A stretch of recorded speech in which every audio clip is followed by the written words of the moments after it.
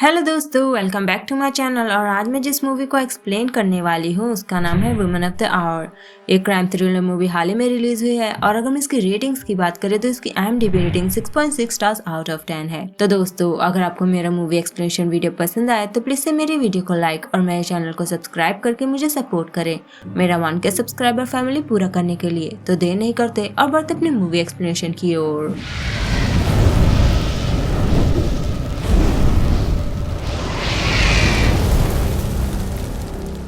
तो इस मूवी की शुरुआत होती है वायोमिंग 1977 में, जहां पर हम चारों तरफ रेगिस्तानी इलाके का मंजर देख पाते हैं और दो लोग वहां पर आए थे फोटोशूट के लिए, जिसमें से उस लेडी का नाम सैरा था और उस फोटोग्राफर का नाम रॉडनी, और रॉडनी पर ही ये मूवी बेस्ड है। रॉडनी राह चलते उस लेडी को मैनिपुलेट करके अपने साथ ले आया था अपने फोटोशूट के लिए। तब धीरे धीरे दोनों में बातें शुरू होती है और रॉडनी को यह पता चलता है कि वो लड़की बहुत ही ज्यादा दुखी थी अपने बॉयफ्रेंड से ब्रेकअप के बाद, और इसके बाद तो उसके फैमिली का भी सपोर्ट उसको नहीं था और वो एक तरह से अकेली पड़ चुकी थी। और ये बात जानते ही रॉडनी तुरंत ही उसके करीब पहुंच जाता है उसे काम डाउन करने के लिए, और तब डायरेक्टली उसका गला दबाने की कोशिश करने लगता है। और जब तक वो लेडी उसके इरादों को समझ पाई तब तक देर हो चुकी थी। वो भागने की कोशिश तो करती है लेकिन भाग नहीं पाती। रॉडनी तो उसे एक वियर्ड लुक देता है और उसका गला दबाकर उसकी सांसें ही रोक देता है। बेचारी रोती छटपटाती रहती है लेकिन रॉडनी उसे नहीं बख्शता। और जब रॉडनी को यह एहसास होता है कि उसकी सांसें बंद हो गई है, वो वापस से उसमें अपनी सांसें डालकर उसे होश मिलाता है ताकि वो उसके साथ में गलत काम कर सके। और इसीलिए वो उस लड़की को उस सुनसान जगह पर लेकर आया था ताकि ना तो कोई उसकी चीख सुन पाए और ना ही वो ज्यादा दूर तक भाग पाए। और शायद इसके बाद उसने सैरा को मार दिया होगा। सीन यहीं पर कट होता है और हम मूवी के main female lead role Sheryl को देख पाते हैं, जिसका सपना है कि वो एक मशहूर एक्ट्रेस बने। और वो हर जगह ऑडिशन देने जाती है लेकिन बात नहीं बनती क्योंकि उसे न्यूडिटी से प्रॉब्लम थी और यही दुनिया को पसंद था और वो नहीं चाहती थी कि उसकी फैमिली ये सब कुछ देखे। और उसके बाद शेरल उदास होकर अपने अपार्टमेंट में लौट जाती है, जहाँ पर हम उसके फ्रेंड टेरी को देख पाते हैं जो उसे एक्टिंग के लिए प्रोत्साहित करता रहता था। तब उदास शेरल को एक उम्मीद की किरण नजर आती है जब उसकी एक एजेंट हेलन उसे फोन करके एक खुशखबरी देती है कि उसने कुछ लोगों से बात करके उसे एक टीवी शो में पार्टिसिपेट करने का एक चांस दिला दिया है, जो उस वक्त बहुत ही ज्यादा मशहूर था और लोगों द्वारा बहुत ही ज्यादा पसंद किया जाता था। और हेलन का मानना था कि इससे शेरल को थोड़ी प्रसिद्धि मिलेगी और वो लोगों की नजरों में आ जाएगी। तब शेरल ये न्यूज सुनकर थोड़ी खुश हो जाती है कि चलो यही सही, क्योंकि वो बेचारी तो अपना रेंट भी अफोर्ड नहीं कर पा रही थी। लेकिन जब वो उस शो को अपने टेलीविजन पर देखती है वो बहुत ही ज्यादा अनकंफर्टेबल फील करने लगती है, क्योंकि उस शो में लड़कियों को प्रोड्यूसर्स द्वारा हैंड ओवर किए गए वल्गर क्वेश्चंस पूछने थे लड़कों से। लेकिन ये बेचारी करती भी क्या, टेरी भी उसे बोल देता है कि तुम कर लो ये शो। तब मूड फ्रेश करने के लिए वो टेरी के साथ बार में चली जाती है, क्योंकि उस जगह पर उसका सिर्फ वही एक दोस्त था। और हम देख पाते हैं कि वो टेरी के सहलाने पर भी बिल्कुल अनकंफर्टेबल हो जाती है, क्योंकि वो काफी ज्यादा डिसिप्लिन और डिसेंट फैमिली से बिलोंग करती थी इसलिए। लेकिन टेरी को वो नाराज नहीं करना चाहती थी, इसलिए वो उसके साथ में नाइट भी स्पेंड कर लेती है नशे में, जिसका शायद उसे थोड़ा पछतावा भी था। सीन शिफ्ट होता है जहाँ पर हम टीनेजर एमी को देख पाते हैं जो एक घर से भागी हुई लड़की थी। और ये सेंट गैब्रियल 1979 का सीन है। एमी का गुजर बसर यूं ही चल रहा था, सड़क के किनारे बेंचेस पर सोकर और चोरी कर कर। और इसी तरीके से जब एक दिन वो लॉन्ड्री में जाकर कुछ पैसे चुरा लेती है, तब वहाँ का आदमी जब उसे खदेड़ता है वो आकर चुपके से मॉडल के स्टेयरकेस के नीचे बैठ जाती है, जहाँ पर उसकी मुलाकात रॉडनी से होती है जो चुपके से उसकी फोटोज खींच रहा होता है। तब एमी जब उसे टोकती है तब वो एमी की तारीफ करके उसे अपनी चिकनी चुपड़ी बातों में उलझाकर उसे अपने साथ चलने के लिए बोलता है और कहता है कि वो बहुत ही ज्यादा खूबसूरत है और वो एक फोटो कॉन्टेस्ट में पार्टिसिपेट कर रहा है तो वो उसकी सब्जेक्ट बन सकती है, और अगर उसे फायदा होगा तो वो उसका भी फायदा कराएगा। और एमी को तो पैसों की जरूरत थी ही, तो वो रॉडनी को एक अच्छा इंसान समझकर रॉडनी के साथ में निकल लेती है उसके कार में। तब सीन शिफ्ट होता है और हम शेरल को देख पाते हैं जो उस शो के लिए निकल चुकी थी। और स्टूडियो पहुंचने के बाद कुछ फ्रेंडली लेडीज शेरल का मेकअप करती है जिनसे उसकी दोस्ती हो जाती है। और वहीं दूसरी ओर शो को देखने वाले ऑडियंस इकट्ठा होने लगे थे, जिसमें हम लॉरा को देख पाते हैं। और इस शो का नाम था द डेटिंग गेम, जहाँ पर हम शो के होस्ट एड बर्ग को देख पाते हैं। और वहाँ पर पहुँचने के बाद शेरल को काफी सारे क्यू कार्ड्स थमा दिए जाते हैं जिसमें से क्वेश्चंस उसे पूछने थे और उसके कपड़े भी बदलवा दिए जाते हैं ताकि वो मेंस को अट्रैक्टिव लगे। और शेरल इसके बाद काफी ज्यादा नर्वस थी, लेकिन वो अपनी पूरी कोशिश करती है कॉन्फिडेंट दिखने की। सीन यहीं पर कट होता है और हमें दिखाया जाता है न्यूयॉर्क सिटी 1971 का सीन, जहाँ पर हम चार्ली को देख पाते हैं, जो कि एक फ्लाइट अटेंडेंट थी और वो न्यूली उस जगह पर शिफ्ट हुई थी और इसीलिए सामान उसके बाद में आता है। तब देरी होने की वजह से वो सर्विस वाले लोग चार्ली का सारा सामान बाहर ही छोड़कर चले जाते हैं और चार्ली समझ ही नहीं पाती कि वो सामान अकेले ही कैसे अंदर ले आए। तब परेशान चार्ली को रॉडनी वहीं पर सड़क के किनारे नजर आता है और चार्ली तब उससे हेल्प मांग लेती है सामान को घर के अंदर ले जाने के लिए, जिसके बाद वो थोड़ी बहुत ड्रिंक करते करते बातें करते हैं। और उस वक्त हम देख पाते हैं कि रॉडनी कुछ ज्यादा ही यंग था, क्योंकि उस वक्त वो अपनी ग्रेजुएशन कंप्लीट कर रहा था। तब बातें करने के बाद चार्ली उसे थैंक यू बोलकर जाने के लिए बोल देती है और रॉडनी की पिक्चर्स क्लिक करने की बात पर भी वो हिचकिचाने लगती है, जिससे रॉडनी बुरा मान जाता है क्योंकि उसका ईगो हर्ट हो गया था। उसे ना सुनना बिल्कुल भी पसंद नहीं था, इसलिए अगले ही पल वो अपने असली अवतार में आ जाता है और वो चार्ली को फिजिकली बहुत ही ज्यादा हर्ट करता है सर्वर पटक कर, क्योंकि वो उसके हाथ में ही नहीं आ रही थी। और तब वो उसी के स्कार्फ से उसके गले को जकड़कर उसका गला दबाने लगता है, जिसके बाद वो उसी अवस्था में उसकी पिक्चर्स भी क्लिक करता है। और शायद इस इंसिडेंट के बाद उसने चार्ली को वहीं पर मार डाला होगा, क्योंकि चार्ली की लाश उसके अपार्टमेंट में ही मिली थी।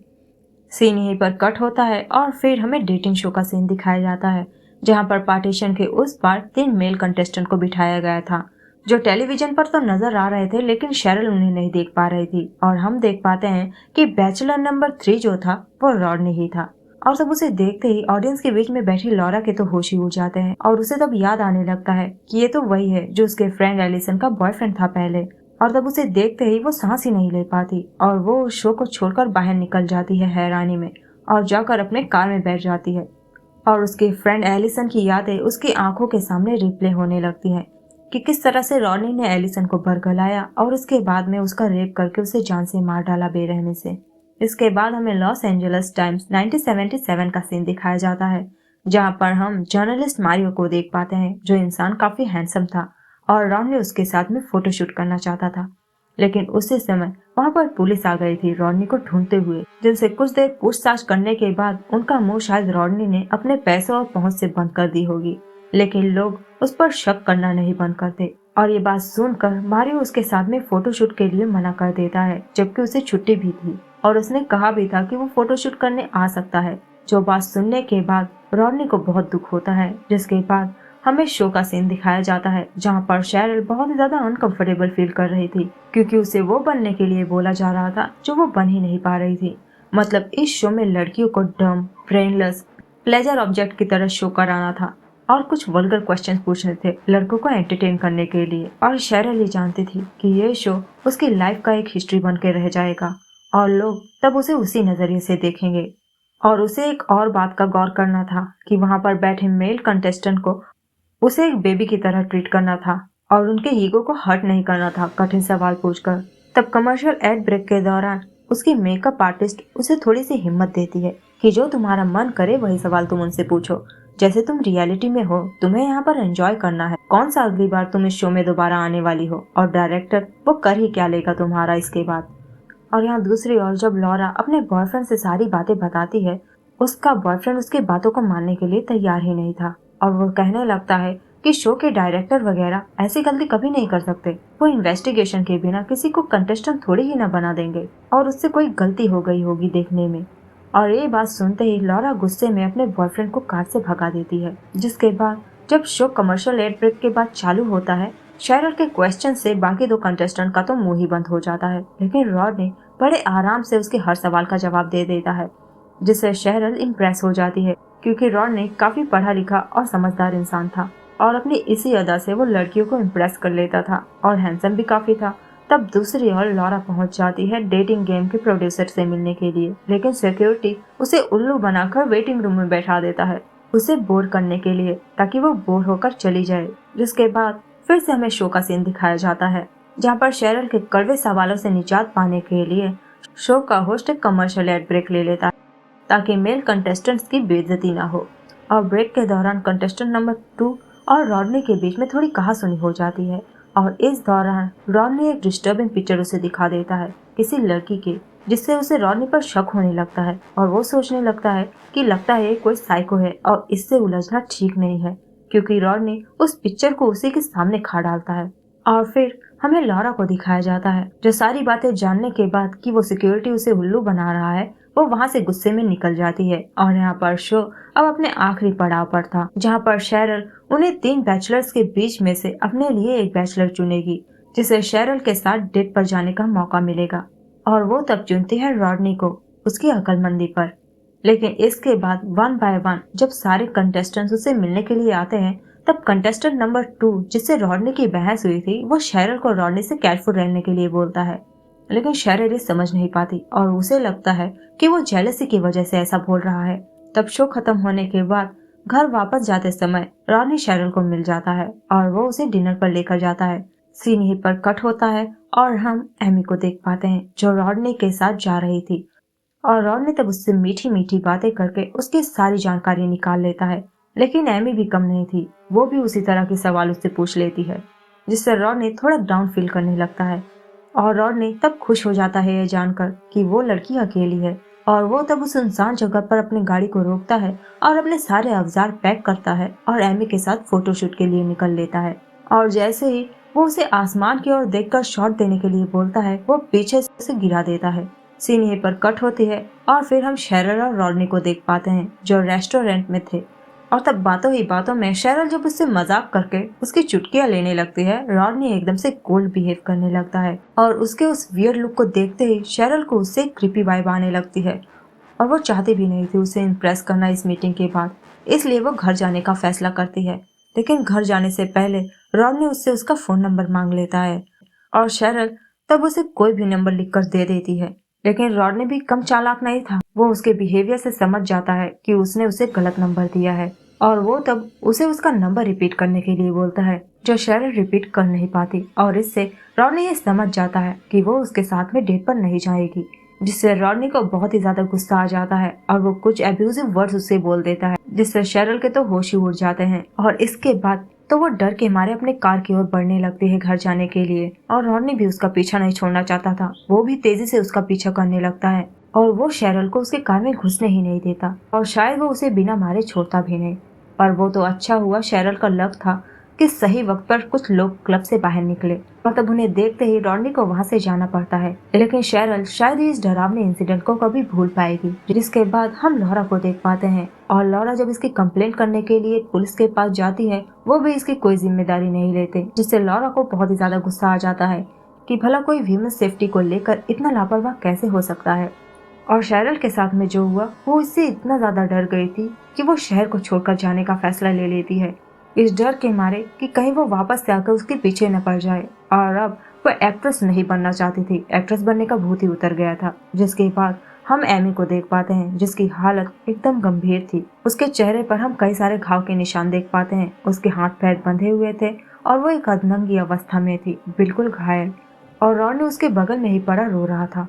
तब एमी होश में आते ही उससे नॉर्मली कहती है कि वो इसके बारे में किसी को ना बताए, वरना उसे बहुत शर्मिंदगी महसूस होगी। और वो उससे बड़े प्यार से बातें करती है आजकल, जैसे कि कुछ हुआ ही नहीं और उसे कोई फर्क पड़ता ही नहीं इससे। और इसलिए रॉडनी भी कन्विंस्ड हो जाता है कि एमी इस बारे में किसी को कुछ नहीं बताएगी। अब वो एमी को लेकर वहाँ से जाने के लिए रवाना हो जाता है।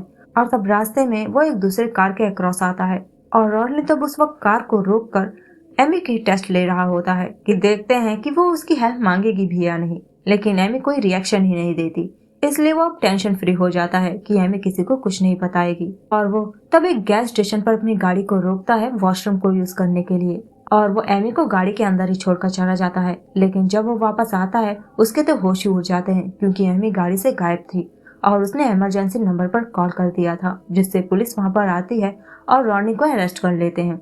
रॉडनी 1979 में एमी की वजह से पकड़ा गया। लेकिन ये मत सोचना कि क्रिमिनल रियलिटी में जब पकड़े जाते हैं तो वो छूटते नहीं, फिल्मों में नहीं छूटते। रियलिटी में इन्हें बेल मिल जाती है, क्योंकि ये क्रिमिनल्स काफी अमीर होते हैं, इनके बड़े लोगों तक पहचान होती है, इसलिए वो बेधड़क क्राइम करते ही जाते हैं। और बेल पर छूटने के बाद इसने फिर से एक 21 साल की लेडी और एक 12 साल की माइनर लड़की को मार डाला और माइनर को मारने की वजह से वो फिर से 1979 में अरेस्ट हो गया। उसके केस की फिर से जांच पड़ताल होने लगी और अरेस्ट होने से पहले भी इसकी काफी लोगों ने कंप्लेन करी थी। लेकिन कानून ने इसकी कैद नहीं की। लेकिन इसके बाद भी शायद वो छूट गया था और फिर से उसकी जांच पड़ताल हुई और पुलिस तब इस नतीजे पर पहुंची कि इसने 7 फीमेल्स का मर्डर किया है। लेकिन ये भी पता चला कि इसने तकरीबन 130 लड़कियों को अपना शिकार बनाया था। और तब 31 साल जेल में रहने के बाद जब ये डीएनए टेस्टिंग वगैरह विकसित हुए, तब एक लेडी के टेस्ट के बाद ये प्रूव हुआ कि रॉडनी एक क्रिमिनल है। और शेरिल इसके बाद प्राइवेट लाइफ जीने लगी, शादी कर ली और फैमिली के साथ में खुश रहने लगी। और रॉडनी की डेथ शायद 2021 में हुई थी, अल्जाइमर्स की वजह से जेल में ही, 77 साल की उम्र में। और दोस्तों, अधिकतर सीरियल किलर्स के केसेस में हमने ये पाया है कि उन सीरियल किलर्स का बचपना कठिन था। वो चाइल्ड अब्यूज के शिकार थे, प्रताड़ित हुए थे या उनके साथ में कोई बुरा हादसा घटित हुआ था। लेकिन रॉडनी के मामले में ये सब कुछ भी नहीं था। सिर्फ उसके पिता ने उसकी माँ को छोड़ दिया था फैमिली सहित, जो अधिकतर अमेरिकन के लिए कॉमन सी बात है। और ऐसा तो बिल्कुल भी नहीं था कि इसे कठिनाइयों का ज्यादा सामना करना पड़ा। और ये ज्यादा आईक्यू वाला इंसान भी था और इसके काफी सारे गर्लफ्रेंड्स भी थी। इसे सिर्फ कुछ मानसिक बीमारियां थी, जो नॉर्मल इंसानों की जांच भी कराओ तो कुछ न कुछ निकल ही आएगा। और इसे तो सिर्फ मजा आ रहा था ये सब कुछ करने में। और ये तो 8 साल की छोटी बच्चियों को भी नहीं छोड़ता था। वो उन्हें स्कूल तक राइड देने के बहाने अपने अपार्टमेंट में लेकर जाता। और उसकी एक वियर्ड आदत थी कि वो अपने विक्टिम्स को बार बार मारता और बार बार अपनी सांसें देकर उन्हें जिंदा कर लेता। और मोस्टली वो उन्हें स्ट्रेंगल करके मारता था, जैसे उसने फ्लाइट अटेंडेंट चार्ली को मारा था। और स्टार्टिंग वाली उस सैरा की लाश उन्हें बड़े पत्थरों के बीच में सड़ी हुई बरामद हुई थी। और ना जाने उसके कितने ही विक्टिम्स की लाशें कभी बरामद ही नहीं हुई, क्योंकि उसने उन लाशों को कहीं गंदे नाले में फेंक दी। और ये मत सोचना कि लड़के इसका शिकार नहीं बनते थे। इसने तो शायद लड़कों को भी अपना शिकार बनाया था, क्योंकि पुलिस को इसके पास से हजारों लोगों के फोटोग्राफ्स बरामद हुए थे, जिसमें से टीनेज लड़कों के न्यूड और आपत्तिजनक पिक्चर्स भी थे। और पता चलता है कि सालों तक ये यहाँ वहाँ भटकता रहा, भागता रहा छुपते छुपाते, क्योंकि हर जगह इसके वांटेड पोस्टर्स लग गए थे। और एफबीआई हाथ धोकर इसके पीछे पड़ गई थी, क्योंकि इसने एक माइनर 8 साल की बच्ची के साथ दुष्कर्म किया था, जो अधमरी हालत में पाई गई थी। इसने उस बच्ची को स्टील या आयरन के औजार से बहुत पीटा था, जिससे उसकी पूरी बॉडी जख्मी हो गई थी। लेकिन शायद रॉनी को करप्शन की वजह से सजा नहीं मिल पाई, और खास तौर से इसलिए क्योंकि वो बहुत ही ज्यादा चार्मिंग था और मैनिपुलेटिव भी, सबको अपनी बातों में उलझाने में माहिर था। इसलिए लड़कियां भी आसानी से इसका शिकार बन जाती थी। लेकिन मूवी वाला रॉडनी उसकी ब्यूटी को मैच नहीं कर पा रहा है। वेल, मूवी काफी अच्छी है, अगर आप चाहें तो इसे देख सकते। और इसी के साथ हम अपने एक्सप्रेशन को यहीं पर एंड करते हैं। तो मिलते हैं नेक्स्ट वीडियो में, तब तक के लिए goodbye, take care and thanks for watching.